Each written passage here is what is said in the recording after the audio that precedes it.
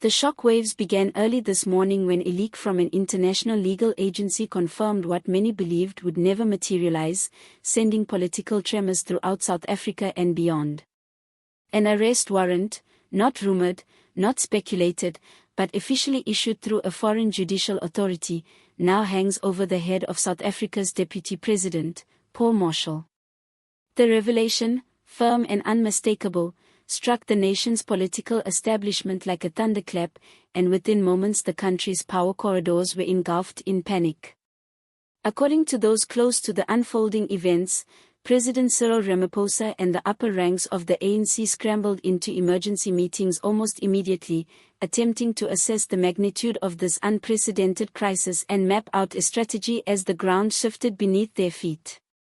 Behind the imposing walls of Luthuli House and within the guarded rooms of the union buildings, leaders huddled in hurried discussions, aware that this was no ordinary scandal that could be dismissed or delayed. It was a direct international legal assault on one of the highest office holders in the country, raising the terrifying possibility that the ANC's long-maintained internal shield might no longer be able to protect its most powerful players. For years, whispers of misconduct, corruption, and clandestine dealings had circulated in political circles, but few anticipated that foreign authorities would ever intervene with such force. Yet the early morning leak made it clear that the patience of international investigators had run out.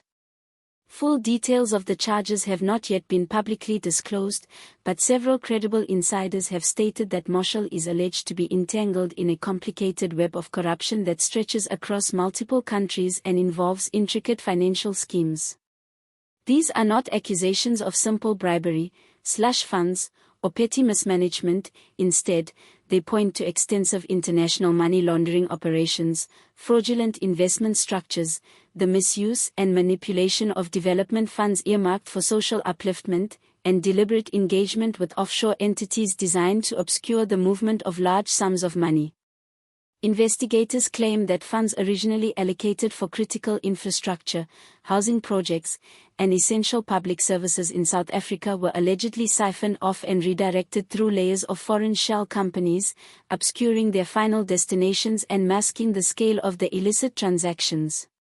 According to early reports, foreign authorities have been tracking these financial trails for over 2 years, meticulously following each transaction and building a case that they now consider strong enough to justify an international warrant under the frameworks of cooperative treaty agreements.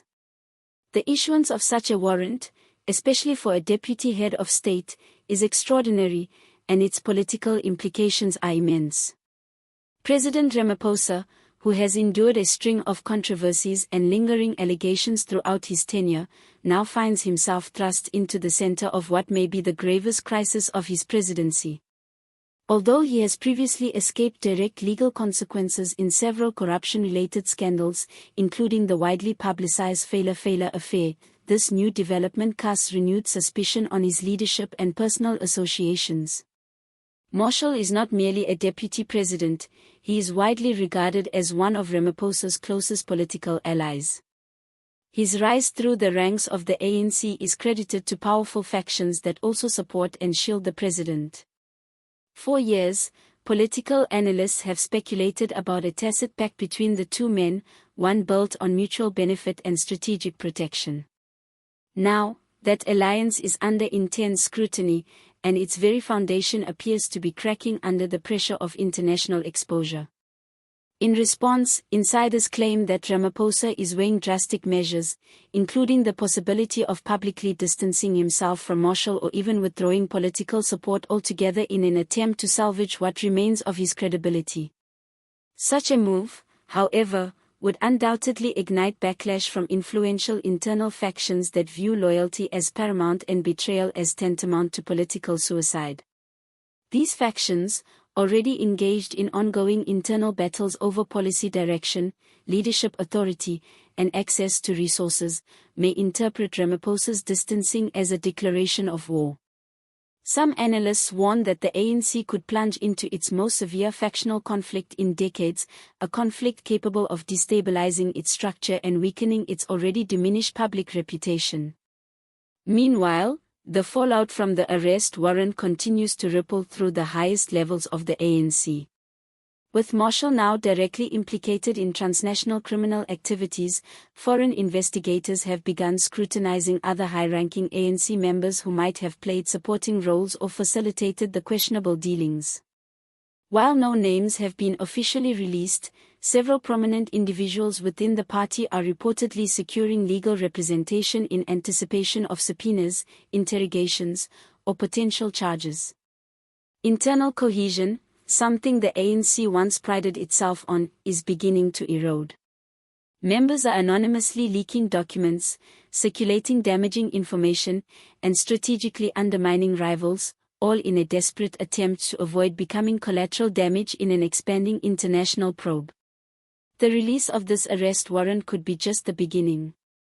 Multiple sources suggest that foreign intelligence agencies involved in the investigation are preparing additional legal actions, potentially leading to further warrants targeting other individuals connected to the alleged financial network.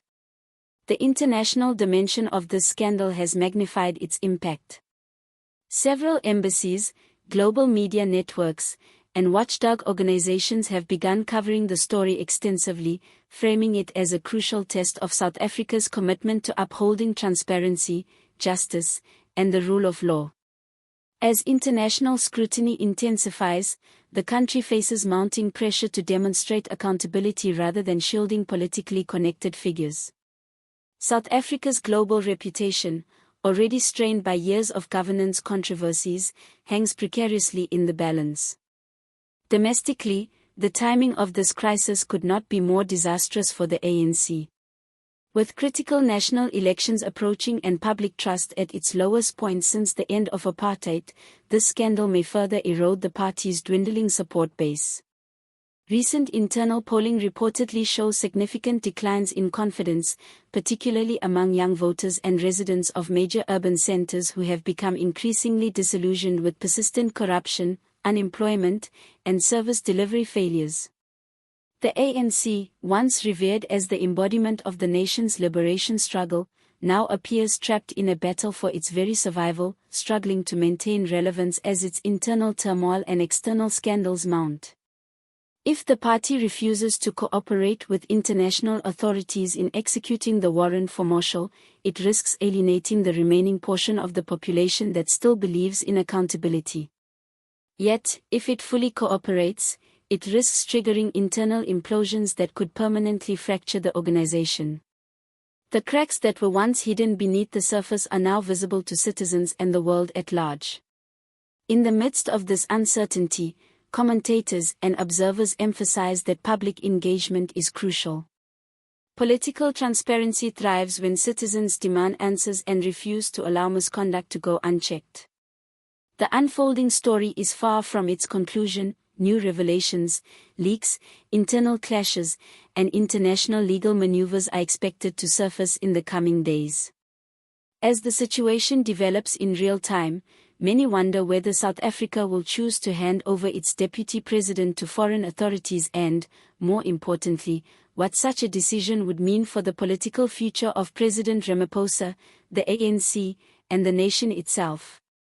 The questions are complex, the stakes are immense, and silence is no longer an option for a public exhausted by repeated betrayals.